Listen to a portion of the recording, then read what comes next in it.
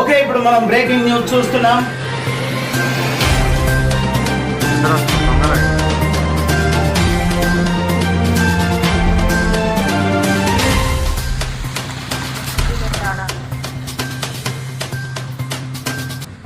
నరసరావుపేట పట్టణంలో టీడీపీ నాయకుల దాక్షికం ఇప్పుడు మీరు చూడబోతున్నారు.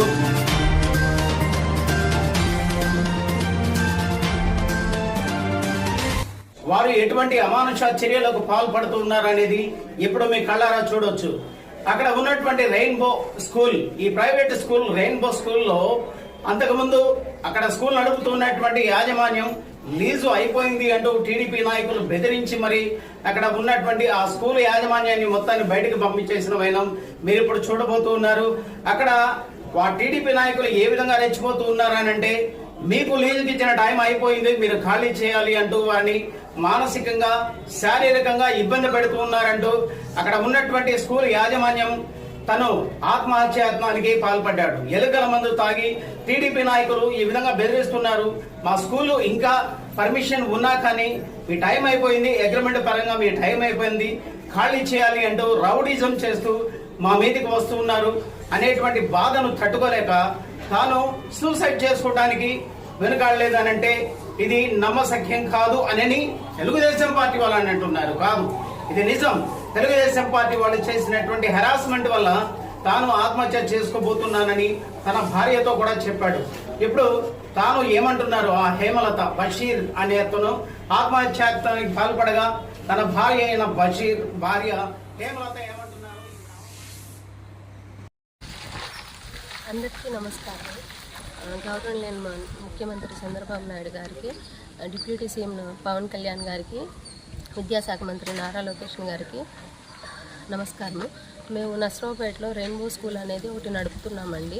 మమ్మల్ని ఈ టీడీపీ నాయకులు చాలా రకాలుగా ఇబ్బంది పెడుతున్నారు. గత 6 నెలల నుంచి స్కూల్ ఖాళీ చేయమని చెప్పేసి నానా రకాలుగా ఇబ్బంది పెడుతున్నారు.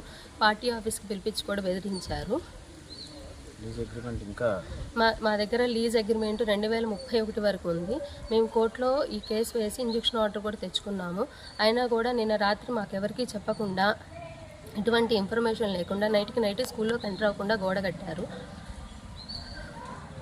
పిల్లలు వెళ్ళాలన్నా వాళ్ళ భవిష్యత్తు కానీ ఎలా, అసలు మేము చాలా విధంగా పోరాటం చేస్తున్నా కూడా బట్ మా తక్కువ వాళ్ళమని చెప్పేసి మా మీద చాలా ఎక్కువగా ఇచ్చేస్తున్నారు, బెదిరిస్తున్నారు. చేస్తాము అన్నట్టే వాళ్ళు తాళం వేశారు కూడా. రేపు మరి పిల్లలు ఉన్నారు, రేపు వాళ్ళ భవిష్యత్తు ఏంటనేది మాకైతే అర్థం కావట్లేదు. ఎందుకంటే అది మొత్తం మేము ఈ స్కూల్ మీదే పెట్టున్నాము. ఇప్పుడు మేము బయట ఎవరికి సమాధానం చెప్పలేని పరిస్థితి, ఎవరు ఎటువంటి ఇది తీసుకోవట్లేదు. మీరు అది మా ఫ్యామిలీ మొత్తం ఇక్కడ కూర్చొని వస్తామండి, ఇంతకుమించి చేద్దాం. ఎవరమ్మా మిమ్మల్ని బెదిరిస్తున్న వాళ్ళు ఎవరు? వాసిరెడ్డి రవి, శాఖమూరి రామ్మూర్తి. ఏమంటున్నారు వీళ్ళు? బత్తుల రాజ్యం, వీళ్ళందరూ కలిపి నానా రకాలుగా అన్ని రకాలుగా అందరికీ ఫోన్లు చేస్తున్నారు. అధికారం మాదే, అధికార పార్టీ మాదే, మాకు అండదండలు ఉన్నాయి. మీరు స్కూల్ ఖాళీ చేయకపోతే మేము తాళాలు వేస్తాము, మేము ఎలాగైనా మీ వద్ద నుంచి స్కూల్ లాక్కుంటాము అని చెప్పి బెదిరిస్తున్నారు. ఇది గతంలో టీడీపీ పార్టీ ఆఫీస్కి పిలిచి మరీ బెదిరించారు మమ్మల్ని. మేము కోర్టుకు వెళ్ళి ఇంజక్షన్ ఆర్డర్ తీసుకున్నాము. ఇది ఆల్రెడీ కోర్టులో నడుస్తూ ఉంది. అయినా కానీ మాకు తెలియకుండా ఆక్రమణకు దిగి రాత్రికి రాత్రి సీసీ కెమెరాలు తొలగించి మరీ గోడ కట్టారు.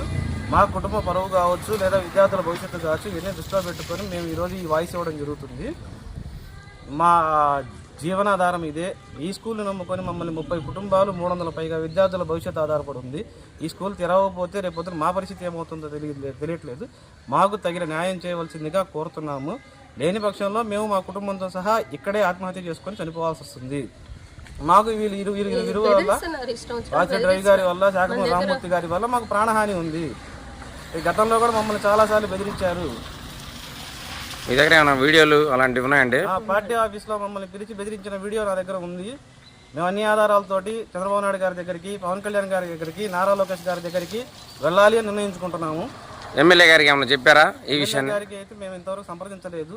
అర్ధరాత్రి జరిగిన విషయం కాబట్టి మేము ఎమ్మెల్యే గారిని కూడా కలవాలనుకుంటున్నాం. ఈరోజు 3 days స్కూల్ హాలిడే ఉంది కాబట్టి నైట్కి నైట్ చేశారు. రేపు మండే స్కూల్ ఓపెన్ చేయాలి. ఇప్పుడు ఏదైనా మమ్మల్ని సంప్రదించకుండా ఇది చేయడం అయితే కరెక్ట్ కాదు కదా. మాకు ఎలాంటి ముందస్తు నోటీసులు ఇవ్వలేదు. లీగల్ అగ్రిమెంట్ ఉన్నప్పుడు అలా చేయడం కరెక్ట్ కాదు.